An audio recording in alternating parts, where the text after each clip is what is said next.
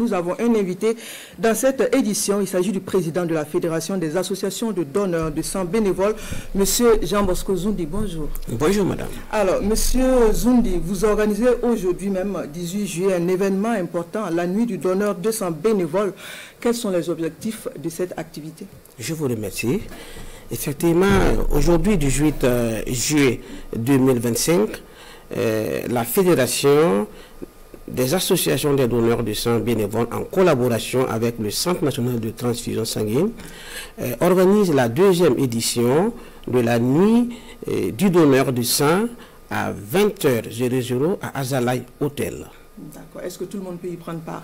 Oui, et les gens, nous avons ciblé au moins 500 invités que nous avons invités pour qu'ils puissent venir ensemble commémorer la cérémonie de ce soir. Alors, vous avez signalé tout à l'heure la participation du CNTS, le Centre national de transfusion sanguine. Donc, vous avez une collaboration avec le centre. Quels sont les besoins annuels en sang au Burkina? Et effectivement, et selon les normes de l'OMS, selon le nombre de la population, chaque pays est amené selon les besoins pour pouvoir combler le vide. Et au Burkina Faso, ici, le Centre national de transfusion sanguine, qui est notre partenaire technique, a besoin de 240 à 245 000 poches de sang par an pour pouvoir combler le vide. Et si on parle, c'est en lien avec la population. Et selon les normes de l'OMS, pour suffire en produits sanguins, il faut arriver à là. Malheureusement, le Centre national de transfusion sanguine a pu mobiliser l'année dernière 154 000 poches de sang et mettre au profit de nos malades. C'est la raison pour laquelle nous, les associations, pouvons au moins travailler davantage à mobiliser les donneurs de sang, à donner le message juste à la population pour qu'ils puissent intégrer dans la famille des donneurs de sang.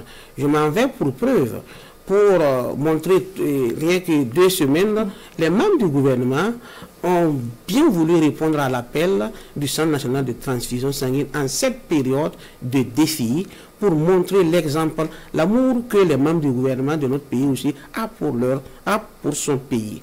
Voilà. Donc, et nous en félicitons pour l'accompagnement que nous bénéficions, en particulier du Centre national de transfusion sanguine et du ministère de la Santé.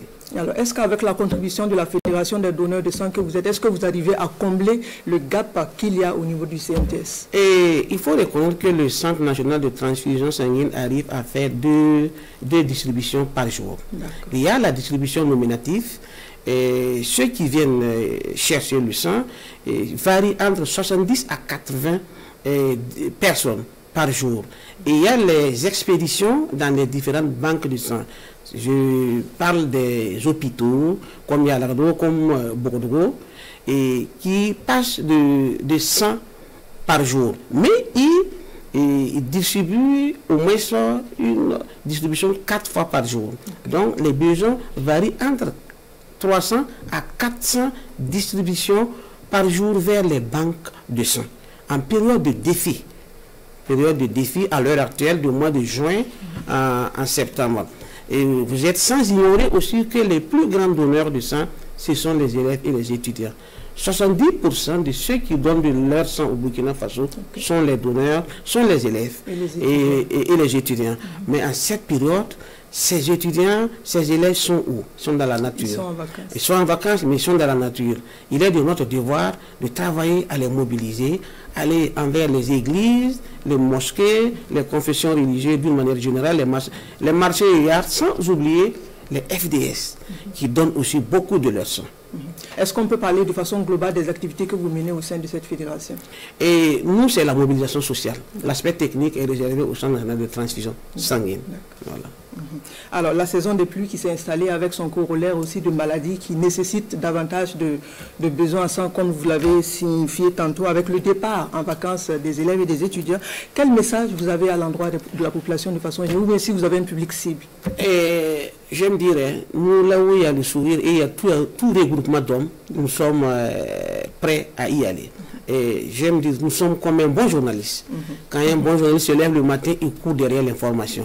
Nous, si nous avons la santé au milieu associatif, quand nous nous levons le matin, nous allons envers les donneurs de sang, les publics, les services, les marchés et partout là où il y a un regroupement d'hommes, nous sommes allés donner le message juste et inviter les gens à organiser des collectes de sang, à donner de leur sang ou venir au centre de transfusion sanguine le plus proche pour donner de leur sang. D'accord, donc on va rappeler brièvement l'événement pour lequel vous êtes là précisément, c'est la nuit du donneur du sang. Oui, la nuit du donneur de sang de ce soir a pour vocation de promouvoir le don de sang, de rendre hommage à ces grands donneurs de sang dans l'ombre qui sauvent des vies et de nous familiariser entre nous, acteurs de la transfusion sanguine, et aussi dire merci aussi à certains partenaires qui accompagnent la transfusion sanguine. Voilà donc pour cet entretien, le président de la Fédération des associations de donneurs de sang bénévoles, M. Jean Bosco Zoundi. Merci de votre passage.